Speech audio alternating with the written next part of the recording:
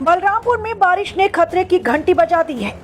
लौकहवा मार्ग पर आवाजाही ठप, सड़क पर पानी, गांव में बाढ़ का साया और प्रशासन अलर्ट मोड में। लेकिन बड़ा सवाल यह है, क्या तैयारी सिर्फ कागजों पर है या वाकई में धरातल पर भी कुछ हुआ है। बलरामपुर जिले के ललिया हरिहरगंज मार्ग पर लौकहवा के पास हल्की बारिश के बाद ही जलभराव हो गया। आवाजाही पूरी तरह बंद कर दी गई है। जिलाधिकारी पवन अग्रवाल खुद हालात का जायजा लेने पहुंचे। कोटारी घाट, लौकहवा डीप और बेलवा सुल्तान जोत तटबंध का निरीक्षण किया।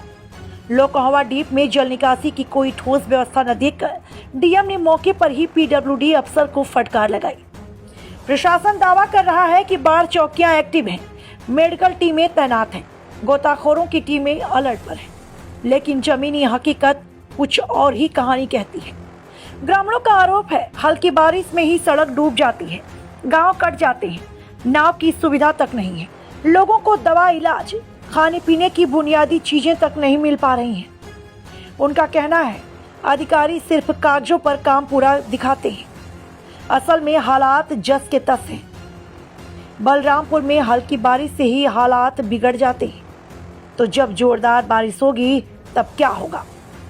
क्या प्रशासन की तैयारियां वाकई लोगों तक राहत पहुंचा पाएंगी, या फिर इस बार भी कागजों पर प्लान बनेगा और जनता फिर डूबेगी परेशानियों की सैलाब में?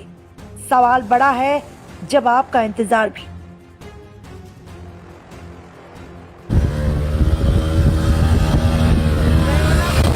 अंतर्गत ललिया थाना है, जहां पर बाढ़ की स्थिति बताई जा रही है। प्रशासन द्वारा क्या तैयारियां? प्रशासन लगातार नज़र बनाए रखा है इन सारे क्षेत्रों पर जहाँ पर भी, और हमारी जितनी भी बाढ़ चौकियां हैं, हमारी जितनी भी मेडिकल टीम है इन क्षेत्रों में, वो सब एक्टिव कर दी गई। इनफैक्ट कि हमारे जो नाव संबंधी, मतलब नाविक हैं, हमारे गोताखोर हैं, तैराक हैं, वो सभी एक्टिव हैं। हमारे सारे तहसीलों को 10-10 नाव आवंटित हैं, वो सारे एक्टिव मोड पर हैं।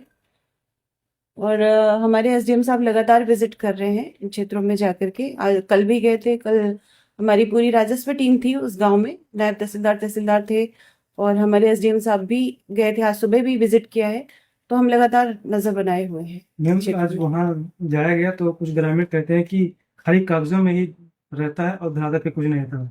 बारखंड क्यों? ऐसा नहीं है। हमारी पूरी प्रशासन बिल्कुल मुस्तैद है। अगर किसी को कोई अगर दिक्कत है तो हमारा जो हेल्पलाइन नंबर है उस पर इमीडिएट बताएं वो, और तुरंत हम वहाँ पे राजस्व टीम को उनसे बात कराएंगे, और उनको जो भी राहत सामग्री या फिर किसी भी तरह की आवश्यकता है तो हम तत्काल उन तक पहुँचाएंगे।